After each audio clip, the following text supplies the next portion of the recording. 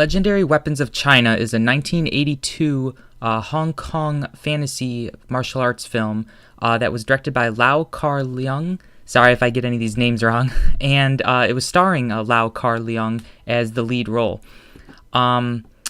It takes place during the late Qing Dynasty, according to Wikipedia again, when the Empress dispatches her agents to various factions of a Boxer rebellion in order to find supernatural martial artists that are invulnerable to the bullets of the Westerners.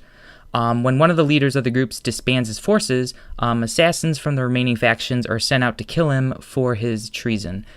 And just like the name of the movie, Legendary Weapons of China, there are, I believe, 18 different weapons that are focused in the movie and get to shown off. Now,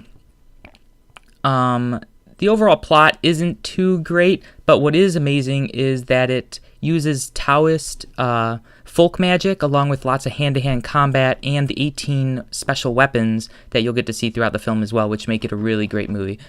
So the 18 weapons are, you get to see a rope dart, you get to see some tiger hook swords, double hammers, and it's cool too because when they appear on the film for the first time or whatever, they actually name it and you get to see they kind of teach you this is the weapon and this is how it's used and you get to see some cool stuff. A battle axe, a halberd, some quandaos, twin broadswords, double-edged swords, Chinese spears, the 3-section chain whip, which appears right at the end, which is just an amazing part.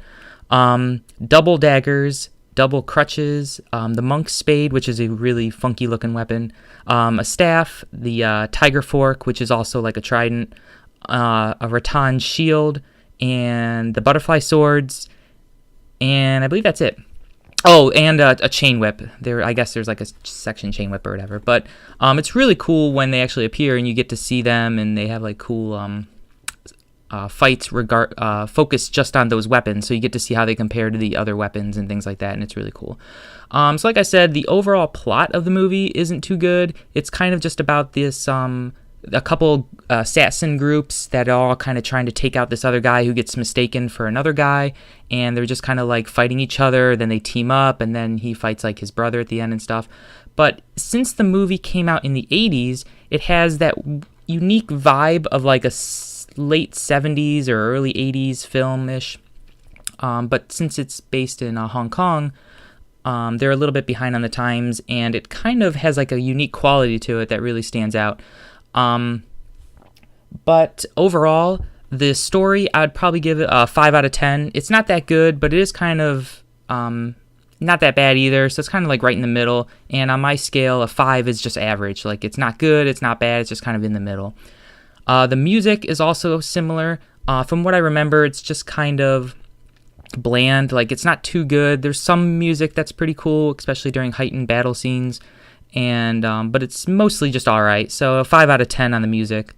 The effects of the movie is kind of hit and miss as well. Now the fight scenes I'll get to in a little bit, but as far as the effects, some of the the wire work and some of the blood and things like that are really cheesy looking, and you can tell it's obviously fake. I don't know if it's due to the colorization or something, or I don't know how it was done in that time, but you can kind of tell that it's fake.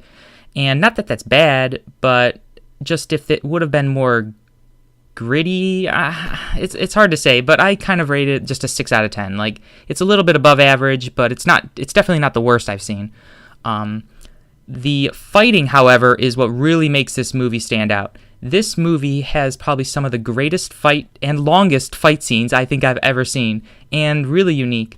From the beginning, I remember that they had a really unique staff fighting scene with his brothers and everything, and then they had a really cool bathroom scene where this couple of assassins were attacking the man who was in the bathroom at the time, or heading out there, and they had this really elaborate like bathroom stall scene, which is just hilarious because they're like ninjas and assassins and throwing shit everywhere and blocking and evading and poisons and darts and all sorts of crazy shit.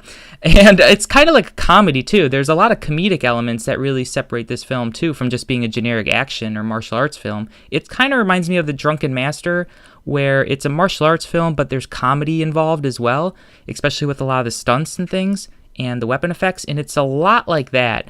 But then as it gets near the end, it kind of gets more serious, and then you get to see the really long final battle scene involving all 18 weapons that I already labeled against the final guy, and they're just kind of going back and forth using every single weapon. It is insane.